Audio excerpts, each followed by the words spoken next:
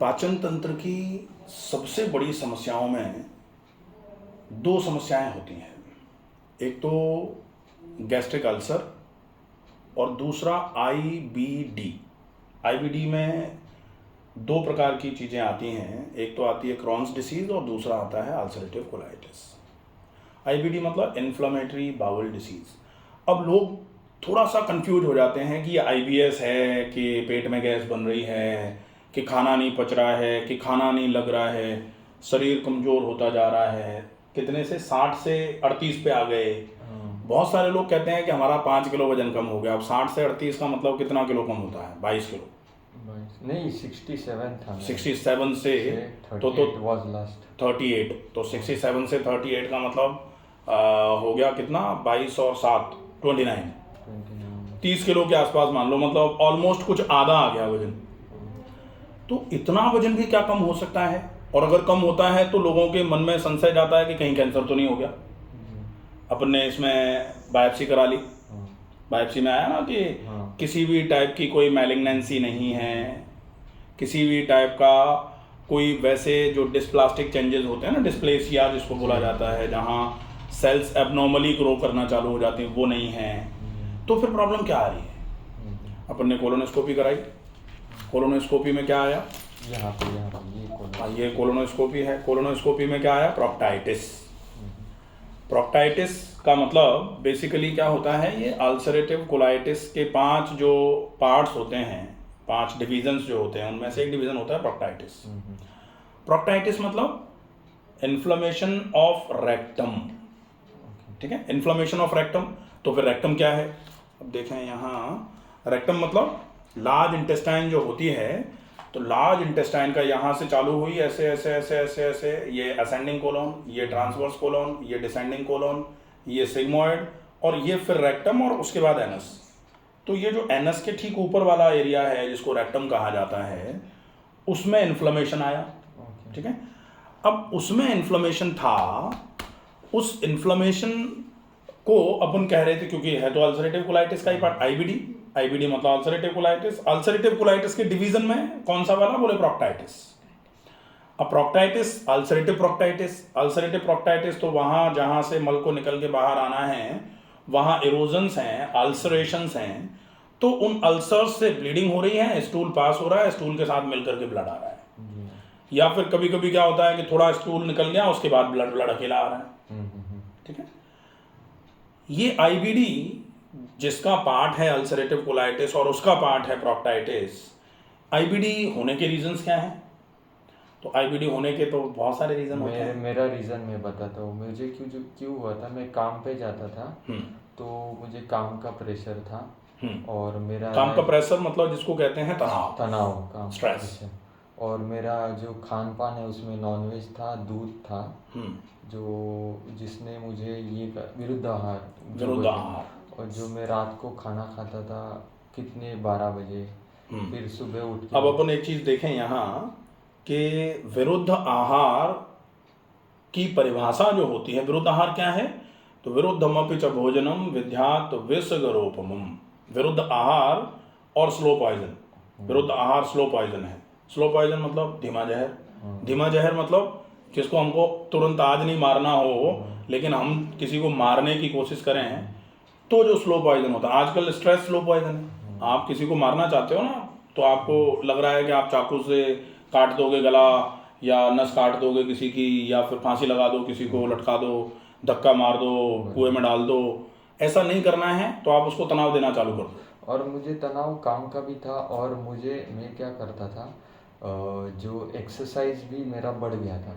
उस समय मैं शरीर को बल बढ़ाने का देख रहा था, तो प्रोटीन पाउडर ले रहा था। हाँ। तो मेरा वेट मतलब जब भी नॉर्मल था तभी मैं 60 kg था, और फिर मैं मतलब मुझे किसी ने बताया कि अच्छे से खाओ, मतलब तो तुम्हारा वेट बढ़ेगा अच्छे से, और तुम थोड़ा स्ट्रेस फ्री भी रहोगे, और ये भी तुम्हारा लाइफ अच्छा रहेगा। तो मैं लाइफस्टाइल चेंज करने के लिए वो भी करता था, और मेरी नींद पूरी होती नहीं थी। वो समय पे 5 घंटा होती थी नींद। प्रॉब्लम्स में एक तो स्ट्रेस हो गया, हाँ, दूसरा लेट नाइट डिनर्स। अपन क्या बोलते हैं कि डिनर्स कभी भी लेट नाइट नहीं होने चाहिए। इसके अलावा नींद भी पूरी नहीं होना, तो अपन क्या कहते हैं, अर्धरोग हरी निद्रा। अर्धरोग हरी निद्रा मतलब नींद आधे रोगों को हर लेती है। अच्छी नींद भी खराब हो गई तो रोग तो डेफिनेटली उसकी वजह से भी प्रकोप होगा। खान पान में मैं बस दूध लेता था और वेज नॉन वेज भी लेता था, क्योंकि मैं ऐसे जंक फूड नहीं खाता था। हाँ, लेकिन सब आहार मेरा अच्छा था, जो मतलब घी रहता था, मैं यहाँ से घी खाता था, दूध खाता था, ये डेट्स खाता था, आलमंड्स खाता था। लेकिन मुझे खाने का टाइमिंग नहीं पता था और कैसे खाना ये पता नहीं था। मैंने फास्ट फूड नहीं खाया, दारू सिगरेट कुछ नहीं, कुछ व्यसन। आईबीडी में एक रीज़न जैसे होता है स्मोकिंग, दूसरा रीज़न अल्कोहल, तो वो अपना है नहीं। लेकिन अपन अच्छा खाना भी खा रहे हैं।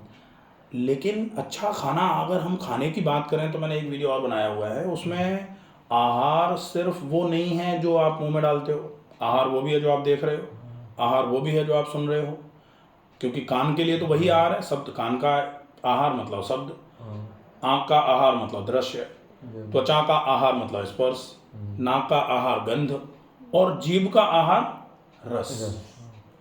तो हम आहार शुद्धि की जब बात करते हैं कि कहा जाता है ना आहार शुद्धो आंत्र शुद्धि, तो आंतों की सफाई के लिए तो चलो रस सुधार लो तो आंतें साफ हो जाएंगी।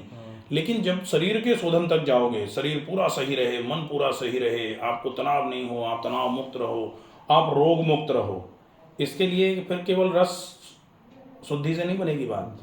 फिर आपको कान का भी आहार सुधारना पड़ेगा, आँख का भी सुधारना पड़ेगा। आज लोग कहते हैं इनको तो खूब अच्छा अच्छा खिलाते हैं, लेकिन ये तो पनप भी नहीं रहे।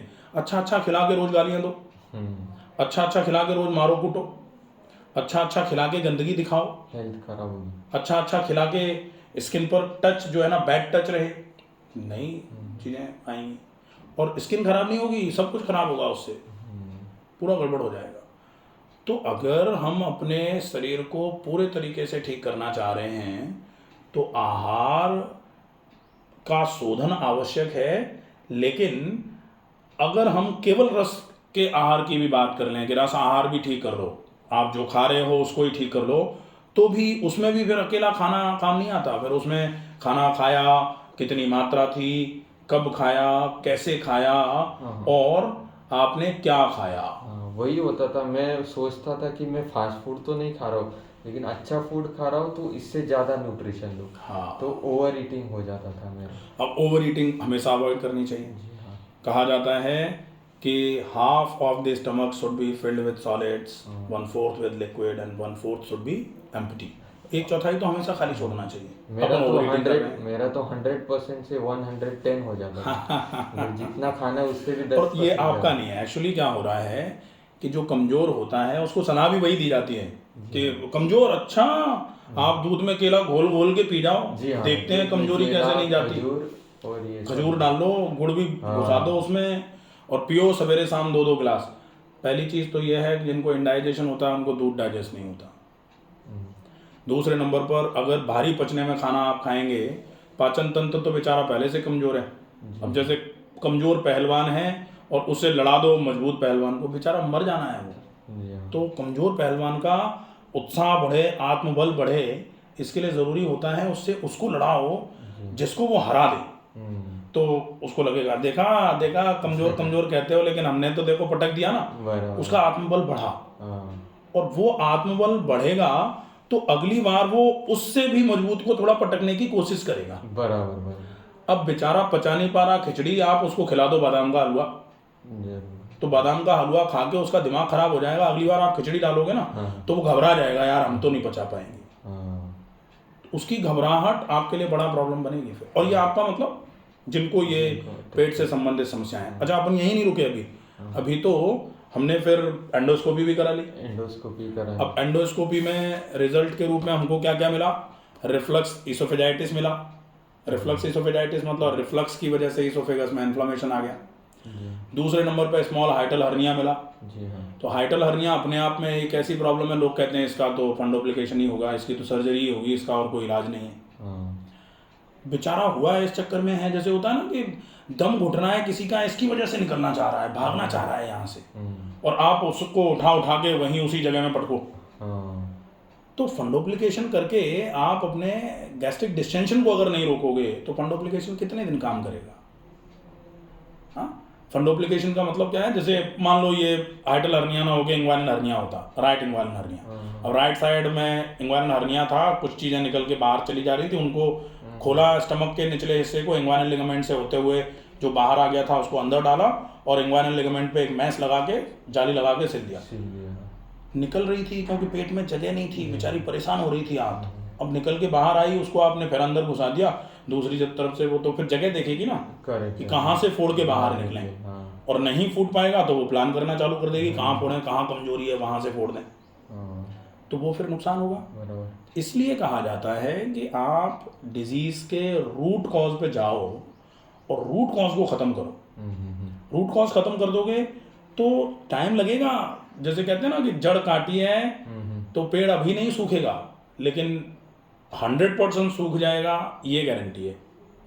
और अगर आप पेड़ के पत्ते पत्ते छांट दो और ये सोचो कि देखा एक भी पत्ता दिख रहा है क्या, तो अगले वाले सीजन में जितने पत्ते थे उससे 3 गुने ज़्यादा आएंगे, क्योंकि छटनी करने से, टहनियों की छटनी करने से पेड़ घना होता है। ऐसे ही रोग के सिम्टम्स आप खत्म कर दो, सिम्टोमेटिक मैनेजमेंट कर दो, रूट बनी रहने दो, तो आप सिम्टोमेटिक मैनेजमेंट करके फ्री हो गए। अगली बार जब वो आएगा तो तैयारी के साथ आएगा कि ये तो सिम्टम्स खत्म करते हैं, तो इतनी तैयारी के साथ चलो कि ये सिम्टम्स भी खत्म ना कर पाए, कोई वायरस भी नहीं आएगा, बिल्कुल दूर भाग जाएगा वो सब, बहुत दिक्कत आएगी। तो इसलिए बहुत ज़रूरी ये है कैसे भी करके कि हम रूट कॉज ऑफ डिसीज पर फोकस करें। अब फोकस करने के लिए हमको पहली चीज़ तो ये पता होना चाहिए रूट कॉज ऑफ डिसीज क्या है। उसको डायग्नोसिस मेन ज़रूरी डायग्नोसिस है। क्योंकि मैं यहाँ आने वाला था, उसके पहले मैं सोचा डायरेक्ट जाते, लेकिन बोला नहीं डायग्नोसिस करते, मेन प्रॉब्लम क्या है तो डॉक्टर को भी समझ में आएगा। एलोपैथी मतलब वो हेल्प भी करती है, लेकिन उसकी जो दवाई है वो मैंने अभी इतने दिन खाई, 1 साल से मैं एलोपैथी, 1.5 साल 2 साल से एलोपैथी खा रहा हूँ। एलोपैथी मतलब इंस्टेंट आपको आराम चाहिए तो, लेकिन जो इंस्टेंट आराम चाहिए वो एलोपैथी देगी, लेकिन अगर लॉन्ग टर्म आपको अच्छा रहना है तो आपको दिनचर्या आपकी अच्छी रखनी रहेगी, आपके खान पान में चेंजेस करने पड़ेंगे, आपको आपका माइंड फ्री। आप वीडियोस देखते हैं पहले से? जी हाँ, मैं आपका सब वीडियोस देखता हूँ, 1 साल से फॉलो कर रहा हूँ। मुझे 95% आराम मिल गया था, लेकिन जो अल्सरेटिव कोलाइटिस है मेरा 95% ठीक हो गया आपकी वीडियो देख के। पूरा मतलब आपकी दिनचर्या को अपने जो सुबह से लेके सुबह जल्दी जगना है, जो क्या बोलते प्रातः काल में जगना है, ब्रह्म मुहूर्त में जगना है, फिर पहले नाक की शुद्धि करनी है जिसमें नस्य आता है, जिससे आपके पूरा नाक क्लीन हो जाएगा। फिर आपको ऑयल पुलिंग करनी है जिसके आपका जो जीसी रिफ्लेक्स इंड्यूस हो जाएगा, वो ठीक हो जाएगा। आपको टूथपेस्ट भी यूज करना है, दंत मंजन भी यूज करना है। टूथपेस्ट से भी आपका मुंह साफ होता है, लेकिन 100% नहीं होता। जो दंत मंजन से हम लोग उंगली लेके जो करते हैं उससे मुझे लगता है बहुत फर्क पड़ता है। तो आप सब लोग भी वो आपके लाइफ में एक ऐड ऑन कीजिए, एटलीस्ट एक बार मॉर्निंग में आप दंत मंजन, और ऑयल पुलिंग डेली करना तो जरूरी नहीं है, एटलीस्ट 3 बार वीक में किया तो भी। अगर आज जो स्थिति आ रही है वो उस तरीके की आ रही है कि ऑयल पुलिंग करके आप, पहली चीज़ तो यह है कि ओरल हाइजीन मेंटेन कर लेते हो, और वो लोग जो बैठे बैठे अपनी गट मोटिलिटी वीक कर रहे हैं उन लोगों के लिए ऑयल पुलिंग करना, मैं तो ये कहता हूँ कि ऑयल पुलिंग अगर एक बार नहीं दिन में 2 बार हो जाए तो 2 बार कर दो। हाँ, 1 बार सवेरे 1 बार शाम को। ज़रूरी नहीं है कि आप एक बार में 10 मिनट ही करो, 5 मिनट कर लो चलेगा। लेकिन अगर ऑयल पुलिंग करने से हमारा भला हो रहा है तो हमको ऑयल पुलिंग ज़रूर कर लेनी चाहिए। और ये चीज़ें ऐसी हैं, इनको अपनी लाइफस्टाइल में डालना है। ये कोई ट्रीटमेंट नहीं है, जरूर। ये एक लाइफस्टाइल है। जैसे हम रोज़ नहाते हैं वैसे हम रोज़ तेल से मुंह को नहला दें। और ये आपको फ़र्क 1 महीना या 2 महीने करने से नहीं होगा, आपको निरंतर ये अभ्यास करना पड़ेगा। तभी 3 महीने बाद आपको लगेगा अरे मुझे अल्सर माउथ में नहीं आ रहे, मेरी जो दुर्गंध आती है मुंह से अगर बाजू वाला पेट, वो भी कम हो गई है, और हमारे दांत स्ट्रांग हो गए। अभी मैं कुछ खाता हूँ तो मुझे लगता है नहीं, मेरे पहले वीक थे अभी स्ट्रांग हो गए। अभी मतलब ऐसा लगता है कि अभी सेकेंड टाइम ब्रश नहीं करूँगा भी चलेगा, लेकिन मैं 2 बार 3 बार ब्रश तो 2 बार सुबह और रात को तो ब्रश करता हूँ। ये चीज़ें जो है ना, इनको करने से डेफिनेटली आराम मिल रहा है। अपने को सही तरीके से फॉलो करेंगे तो पूरा आराम मिलेगा, बिल्कुल।